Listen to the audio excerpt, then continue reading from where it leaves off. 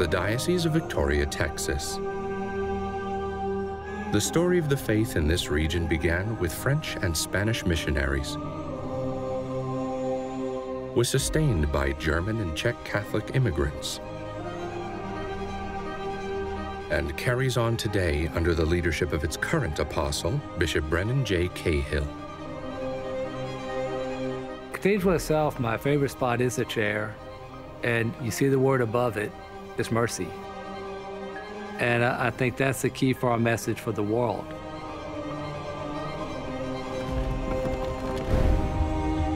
This is the story of the bishops of America, the shepherds of the past and the shepherds of today, who through their callings and ministry carry the church into the future. It's also the story of their parish, their church, the cathedral.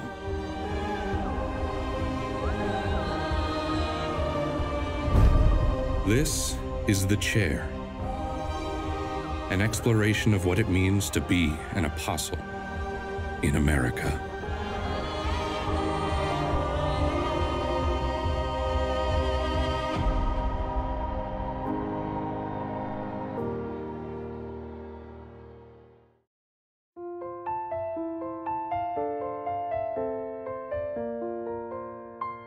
Along the banks of the Guadalupe River, approximately 30 miles inland from the Gulf of Mexico, lies the city of Victoria, sea city of the Diocese of Victoria. Known as the Crossroads for its proximity to the large Texas cities of Austin, San Antonio, Houston, and Corpus Christi, Victoria has played a central role in the history of the Catholic Church in Texas.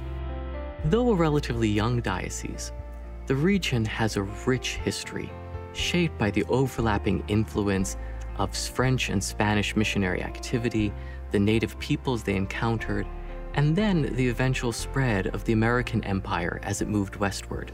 The diocese reflects those intersecting histories, which are all part of the Catholic history of the region that stretches back 250 years before the establishment of the diocese.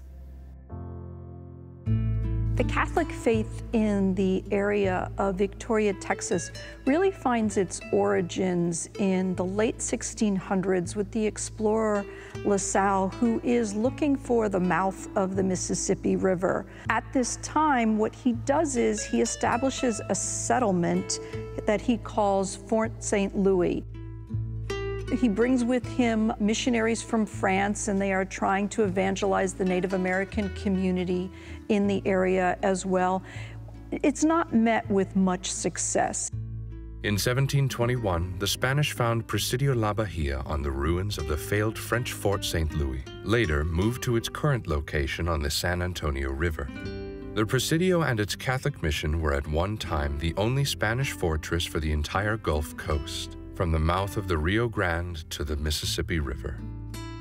It's not till later when the Spanish come along and bring with them some Franciscan missionaries, where they then establish a mission known as Espiritu Sanctu, that it's on the banks of the river, and the Franciscans really, along with the help of the Spanish government, begin to establish good roots and communication with the Native Americans in the area. One reminder of the early Catholic history of the region is the mission Espiritu Santo, which was established in 1722 by the Spanish to protect the region against French encroachment. The mission moved several times before finally settling on a site near the San Antonio River near an important trade route. The mission later developed one of the first large-scale cattle ranching operations in the state of Texas. The mission, however, struggled to gain converts because the confines of the missions and the regulations of ordinary life were difficult for many native peoples who were accustomed to a nomadic existence. Although the mission was officially closed in 1794, two of the Franciscan friars remained at the mission until 1830, where they continued to minister to a dwindling Catholic population. In 1824, Victoria was created along the Guadalupe River. The town was named for the first president of the first Mexican Republic, General Guadalupe Victoria. In Victoria, the church and the city developed together. The Church of St. Mary's was actually established by the Mexican families in the same year of the town's founding, families who had come to settle in the region. The Mexican government also awarded significant land grants to a number of Irish families. These Irish Catholics worked on developing the land, and many of their descendants still live in the region to this day. After the Texan Revolution, Victoria became primarily American, and the county was actually one of the originals in the Republic of Texas. In the mid-19th century, immigrants, primarily German, drove population growth and economic activity in Victoria.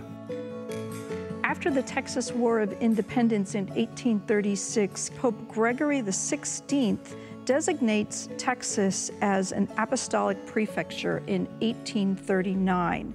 He names Father John Timon, who later becomes the first American provincial of the Vincentian order, as the prefect apostolic, and then Father Jean Odin is the vice prefect.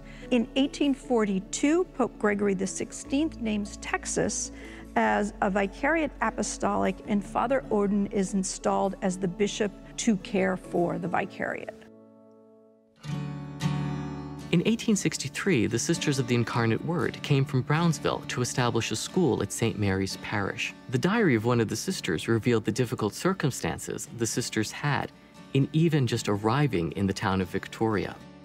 As part of their journey, their train had derailed twice because of wet conditions, and the last leg of their journey required traveling in an ox cart through muddy, rutted roads.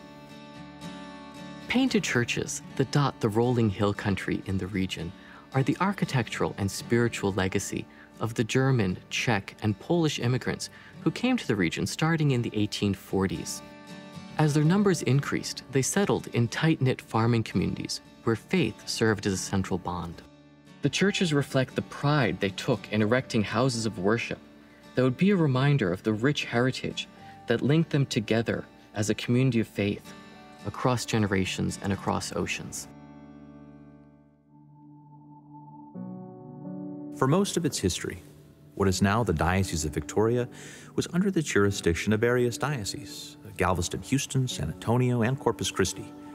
In 1982, however, the Diocese of Victoria was created by John Paul II, and Our Lady of Victory was named its cathedral. Since 1955, Catholics in Victoria began raising funds to build a new church to serve their community. Land was provided from the estate of the O'Connor family, and the cornerstone of the church was laid in 1957. In 1958, Our Lady of Victory was completed and consecrated in honor of the Blessed Virgin Mary. I'd say the cathedral here is a living parish. So number one, it's a parish that the parishioners make the parish, right? And so the parishioners who participate in the life here and getting to know them and being part of their lives. But I'd say number one, it is an active parish. And so it's the cathedral for the whole diocese. It also is very personal, a home for people where they come and celebrate the sacraments and celebrate the faith. And so for me, that's part of what a cathedral offers a bishop, a sense of a home parish. Our Lady of Victory is a cathedral built in a modern style, but it very much looks to classical precedent. It's quite traditional in its proportions. The approach to the altar is really very processional. It is divided by bays, and at each bay, on either side, are murals proclaiming the appellations of Our Lady in the Loretto Litany. As we process towards the altar, we are praying the Loretto Litany just by taking in that imagery and those words. Virgin most faithful, Mother most pure, Queen of confessors. So the architecture and the artwork work together to support the liturgy and to bring us towards the altar. The altar itself is signaled as the most significant place of the building by the very large crucifix and then the noble materials that surround it.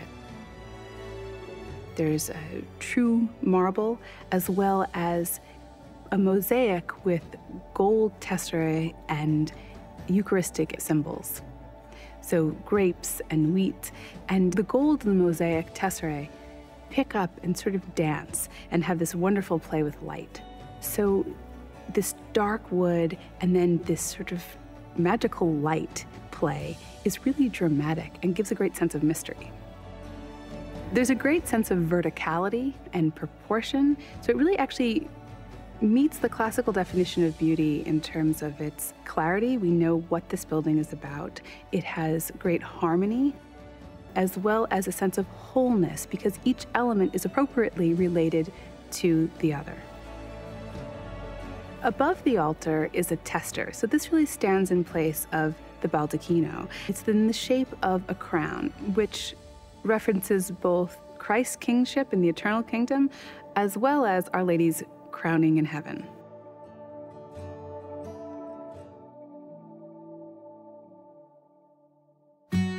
The cathedra inside Our Lady of Victory Cathedral represents Bishop Cahill's authority as the Apostle of Victoria. I grew up in Houston, West Houston, Texas. My mom and dad are both from Brooklyn, New York. My dad's dad was born in Ireland and came to the United States in 1904. 2 brothers and 2 sisters. The church was very important, St. Cecilia's. We had sports leagues, we had a lot of activities, of course, Sunday Mass and things like that.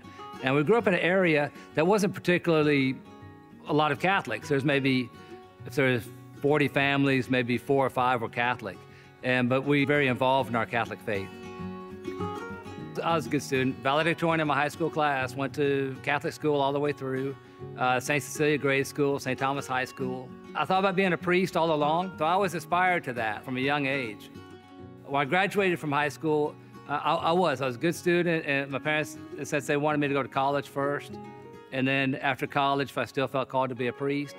And so I did go to college for a year, studied chemical engineering, but during that year, my sense of vocation grew even stronger. I went to seminary. I knew the seminary in Houston well growing up. 1982, I was a sophomore in college and went there as a college seminarian.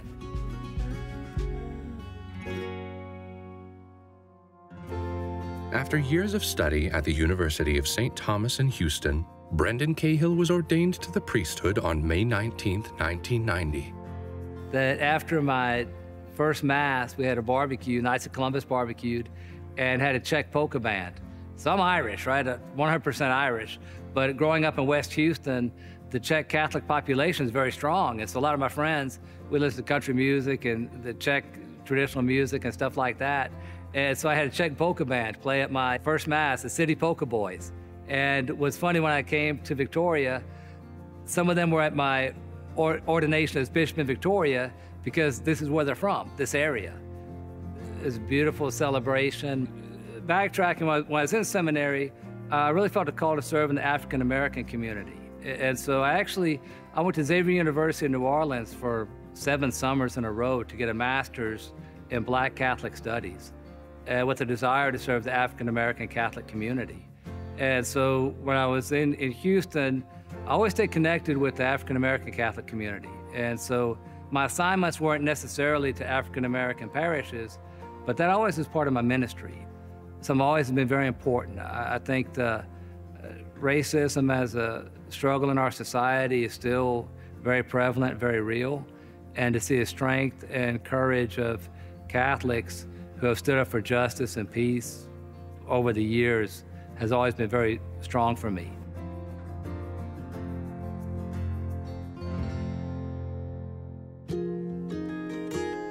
Father Cahill was soon invited to continue his studies in Rome, earning a licentiate degree in dogmatic theology in 1996 and a doctorate in fundamental theology from the Pontifical Gregorian University in 1999. He served as rector of St. Mary's Seminary in Houston and various other positions within the Diocese of Galveston-Houston, until in April 2015 he was appointed the next bishop of the Diocese of Victoria by Pope Francis. At that point, I worked as vicar for clergy, and I worked in the chancery in Houston. I went in the office like at 10 in the morning on a Monday, and I had a voicemail, and it was Father Brendan. This is the Apostolic Nuncio. Call me. Click. I said, man, so that's how it comes. It's like the Apostolic Nuncio just thinks you got his phone number. So I had to look it up real quick, and I called the Apostolic Nuncio, and I called him that Monday morning, and he said, Father Brendan, the Holy Father has chosen you to be the Bishop of Victoria in Texas. Do you accept? It's that close. And literally what I said, yes, it's so close to home. So for me, the sense that I know Victoria very well. This area of Victoria is 2 hours from my mom's house. It was about 2 months. So the announcement was April 23rd, and the ordination was June 29th. The welcome of the people of the diocese was tremendous. So, you know, the cathedral was full, the music was beautiful, the welcome of the priests from this diocese was tremendous. But I think from the very beginning, there was that sense of, let me listen and see what's going on in the diocese. They started a counseling center from the Catholic tradition. And there's a sense that a lot of young families are struggling. You know, you struggle financially, you struggle spiritually, struggle with the questions we talked about earlier. Does God really exist, and things like that? And then there are mental health issues with children and the stress of society today. And so they were ready to begin it. And so probably one of the first things after I became bishop was giving the go-ahead for it. And so we started a counseling center that has been very well received.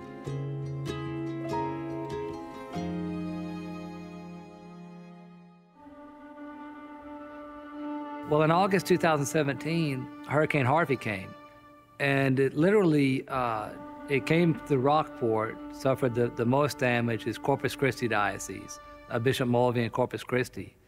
But then it moved up into our diocese and passed right over here. So the damage we had in our cathedral, we had roof damage, and then because of roof damage, flooding damage. So very serious damage. Knights of Columbus State Council gave a big donation to help us with the cathedral. All of that, people were extremely generous with us. And so we're able to rebuild. But it takes time. There are still people struggling with their own housing issues and things like that. And we've been very involved with long-term housing for parishioners, for people in the area. And so those long-term things get frustrating. And so it's important to maintain a sense of community and support. But the image I still go back to is the light shines in the darkness. In the years since becoming bishop, Bishop Cahill has worked to lead his people with the heart of a shepherd and as an apostle of unity. As the Catholic Church, we're probably in a unique position to be a bridge and a healer. I think the most important is just to be present. And so I say that the idea of speaking Spanish, to let people hear me speak Spanish. So they say, oh, Bishop speaks Spanish. And so I remember one time, right after this, there was something in the country where I was almost afraid that people would be afraid to come to church because they'd be afraid to be rounded up. And so I remember it was Ash Wednesday, and I went to a church to celebrate Mass in Spanish, and it was packed. And so you get emotional again. But I mean, what I realized at that moment was, in our small towns, people feel safe in the Catholic Church because that's where they've been welcomed and cared for, and to build on that. And so to acknowledge and say, we can separately have our discussion on immigration concerns. Again, I think it goes back to some of the theology too, of the personalism of the French theologians, influenced Second Vatican Council.